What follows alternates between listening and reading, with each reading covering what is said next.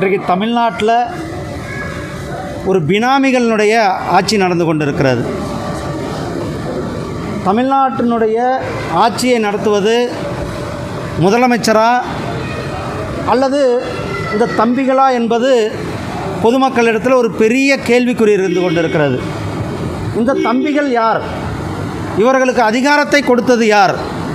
அரசு அதிகாரிகளுக்கு உத்தரவு போடும் அளவுக்கு ஒரு அதிகாரம் மிக்கவர்களாக அவர்கள் வலம் வருவது எந்த தைரியத்தில் வலம் வந்து கொண்டிருக்கிறார்கள்? அதிகாரிகளுக்கு கட்டளையிடும் அளவுக்கு அவர்கள் ஒரு பவர் சென்டராக இருந்து ஆட்சியை நடத்தி கொண்டிருக்கிறார்கள். இது தமிழ்நாட்டில் மக்களால் தேர்ந்தெடுக்கப்பட்ட ஒரு அரசாங்கம் இருக்கிறதா என்பதை மறந்துவிட்டு இந்த தம்பிகள் இன்றைக்கு தமிழகத்தை சுரண்டி கொண்டிருக்கிறார்கள்.